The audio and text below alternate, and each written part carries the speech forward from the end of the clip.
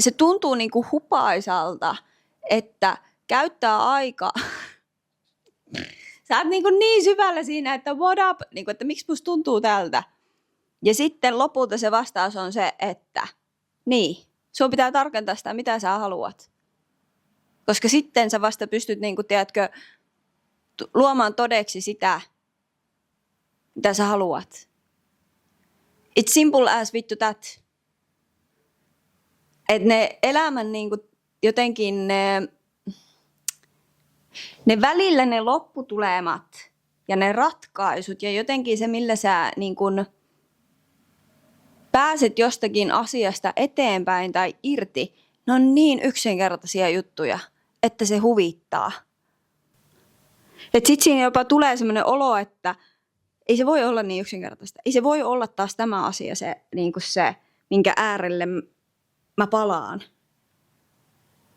Mutta kun todennäköisesti se on. Mutta nyt sä vaan tuut siihen niinku eri kulmalla, jonkun eri tason kanssa. Mutta se on niinku huvittavaa se, että kun sä niinku joudut kohtaamaan sen, että ei, kun se on niissä yksinkertaisissa asioissa ja usein niissä asioissa, jotka sä jo tiedät.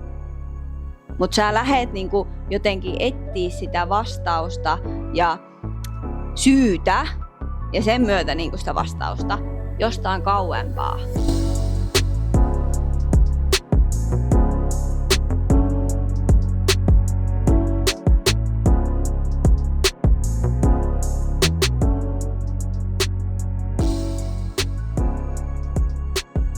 Mä tuossa kesäkuun aikana huomasin sen, että mulla on sellainen niin kuin, vähän semmoinen iloton ja paloton olo.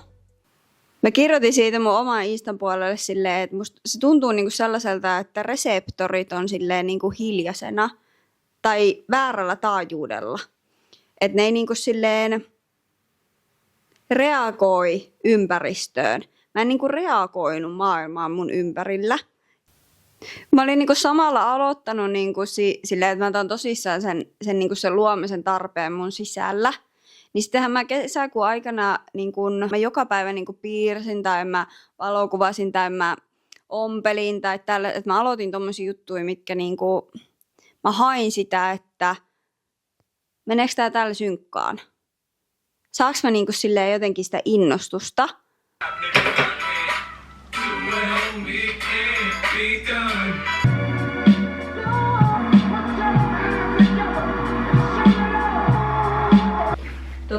Nyt mä ajattelin viritellä mun ompeluksia.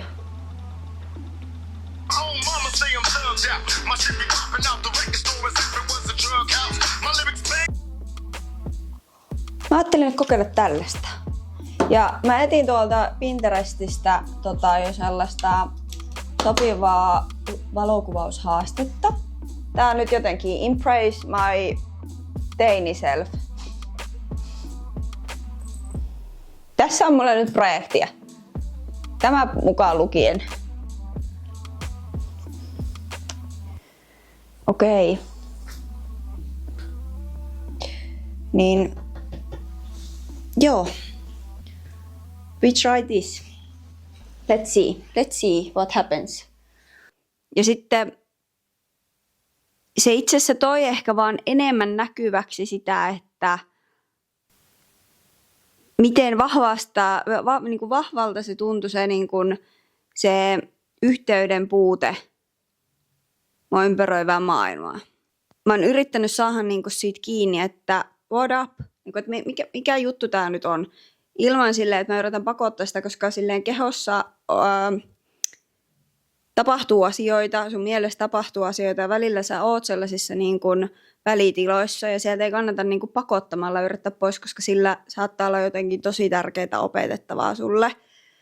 Joten mä saan myös kunnioittaa niitä tiloja, mutta se on ollut semmoinen outo semmoinen olo siitä, että ihan kun mä olisin päästämässä irti jostain vanhoista,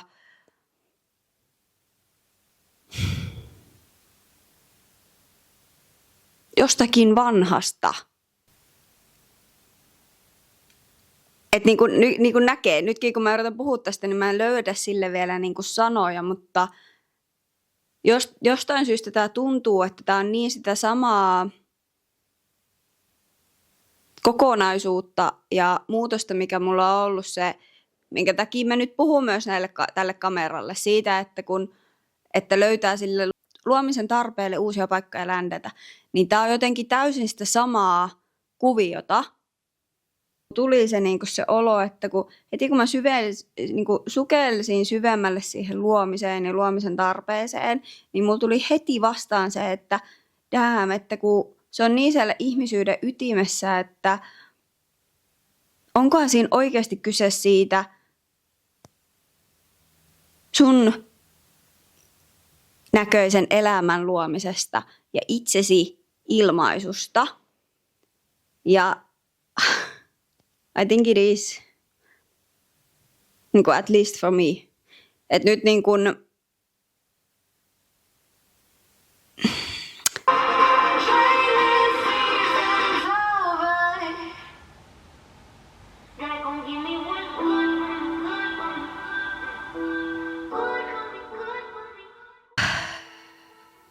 mä olin silleen, että tälleen syngitin syvää ja sitten rupesin kirjoittamaan ylös, että mikä tällä hetkellä mun elämässä ja arjessa tuntuu sellaiselta niin kuin työläältä ja mikä tuntuu iloa tuovalta.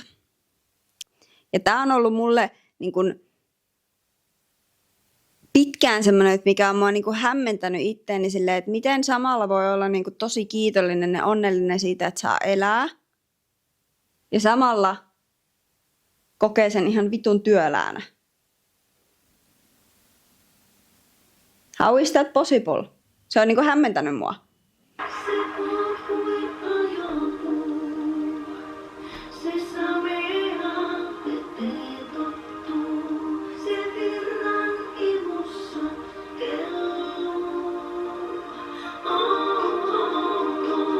Ja sitten mä nytten niin kun taas palasin äärelle. Koenko mä elämän niin työläänä, että sen takia ne reseptoritkin on ja kaikki se kapasiteetti on mennyt jotenkin nollaan, että sitten mulla ei niinku kapasiteettia ja reseptoreissa ei ole tilaa ja reseptorit ei jaksa niinku reagoida sun niinku maailmaa sun ympärillä. Se alkoi niinku summautua lauseeseen, että visio versus toteutus. Visio versus toteutus. Kun toi kräkkäytyi mun päässä, mä oon silleen, että siis tämähän on niinku ei yksinkertainen asia, mutta se kuulostaa niin simppeliltä, että välillä ne kaikista simppelimmät niin lauseet ja aatokset on silleen, että voiko toi olla niin se, koska tää on niin vitun simppelin tuntusta. Mutta visio versus toteutus, niin siinä välissä asuu mun merkityksellisyyden tunne. Ja siinä välissä asuu mun myös se työläyden tunne, että elämä tuntuu työläältä tai ihmisenä olo tuntuu työläältä. Siellä asuu mun se tunne, että ei riitä. Siellä asuu se tunne, että mä epäilen itseäni. Siellä asuu se tunne, että mitä mä oikeasti haluan. Teekö mä oikeita asioita? Siellä asuu se tunne.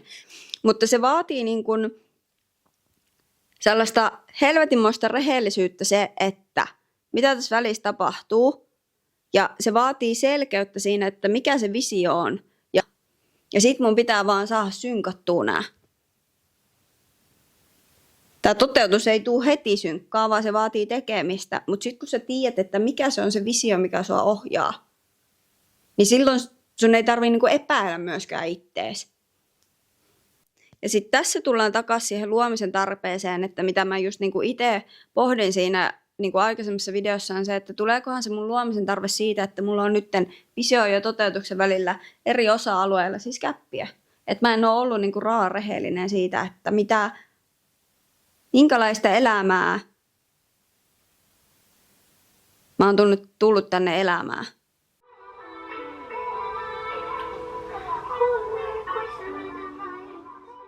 No niin, lähdetäänkö käymään ulkona?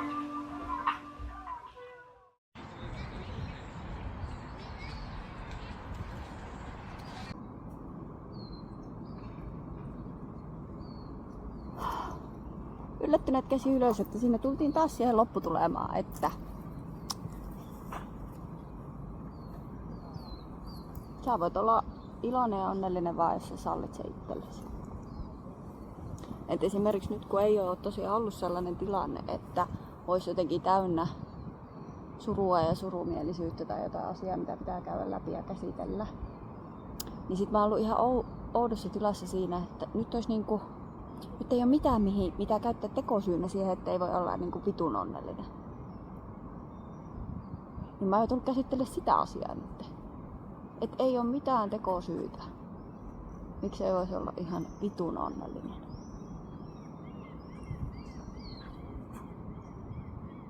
It's simple as that. Että ne on vaan tekosyitä. Mitä sitä yrittää keksiä? Että miksi ei voi olla niinku vitun onnellinen? Että se on minä, joka estän oman onnellisuuteni ja iloni. Onko se tosiaan minä itse? Ei voi olla. Perkele. Ei ihmeitä, vaan tukea lihaksille ja nivelille. Tilanne, saat rahat takaisin, jos et ole tyytyväinen. Hieno uutinen tässä on se, että koska uskomukset koostuvat ainoastaan heppoisista ajatuksista, ne voidaan tuhota melko helposti, kun niistä tulee tietoiseksi. Koska uskomukset varastoituvat alitajuntaan, ne jatkavat automaattisesti soimistaan elämässäsi. Sillä hetkellä, kun tulet aidosti tietoiseksi jostakin uskomuksestasi, uskomus hajoaa osiin. Se makes sense mun päässä. Ja sit se on jotenkin niinku oikeasti huvittavaa.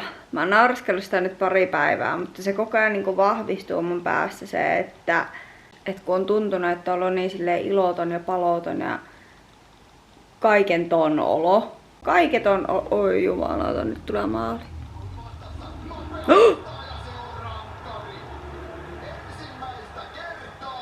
Niin, että kun se on ollut niin silleen niinku kaiketon olo, että mulla oli vähän aikaa sitä ahdistusta niinku tuossa kesäkuussa, että oikeesti semmonen niinku sosiaalinen ahdistus, mutta se meni sitten niinku, mä karistelin sen mun kehosta pois, että se meni silleen suht nopeasti kyllä pois, mutta muuten niinku ei ole ollut sellaista, mulla ei ole niinku mitään semmoista käsiteltävää asiaa.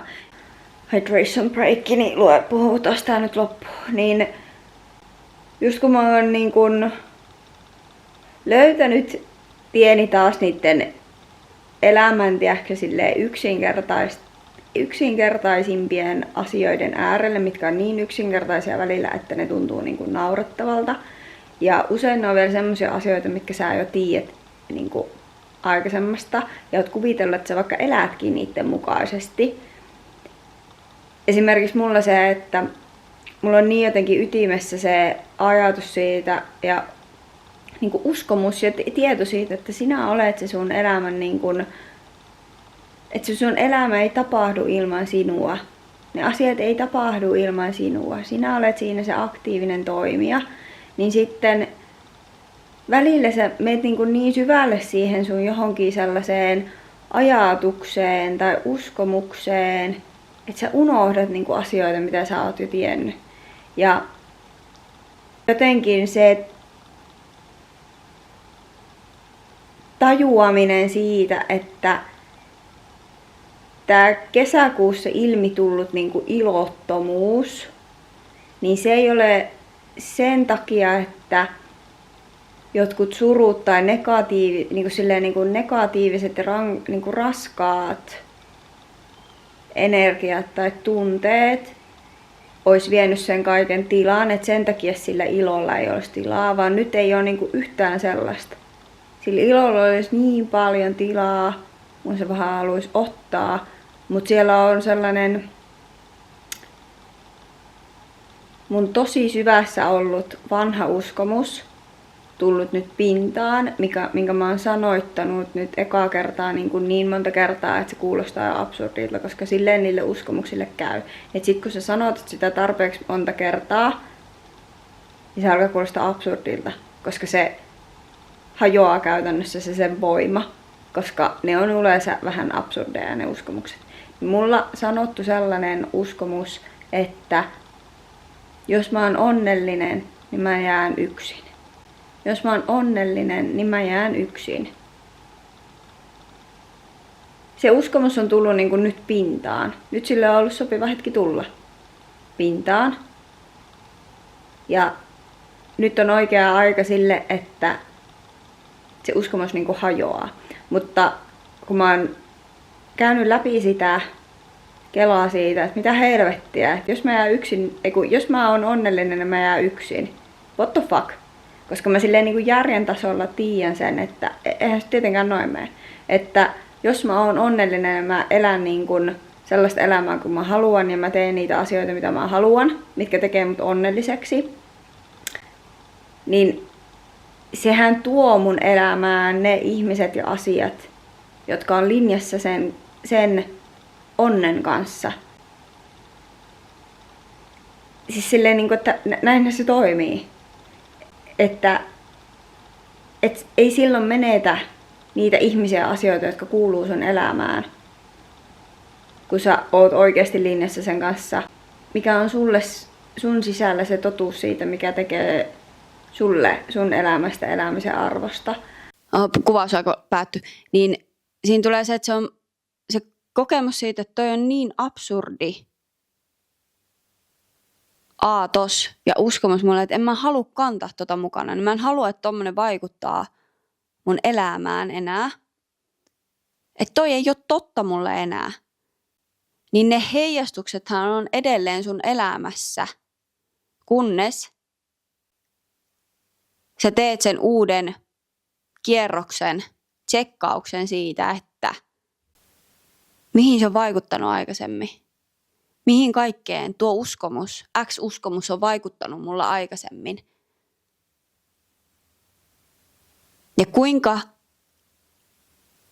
pelosta tai sellaisista niin kuin tekosyistä vapaata visiota sä pystyt nyt luomaan, joka on linjassa sen kanssa, kuka sä nyt oot.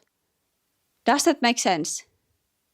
Ja löytää sieltä ne epäsunkat ja sitä kautta löytää ne paikat, johon sen ilon ja palon saa palautettua sillä, että se visio päivitetään ja siihen sitoudutaan ja rupeaa pyhittämään sitä aikaa elämässään ja energiaansa niihin asioihin, joita sen vision toteutuminen vaatii.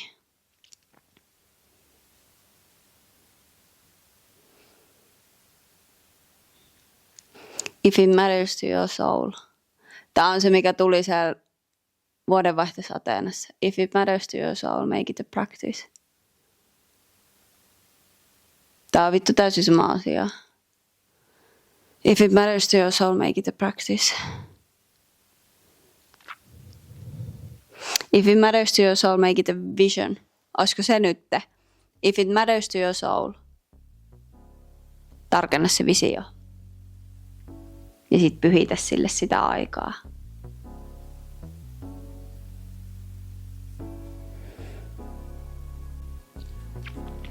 Onko se niin yksinkertaista? Onko tää elämä olla niin yksinkertaista? Mm.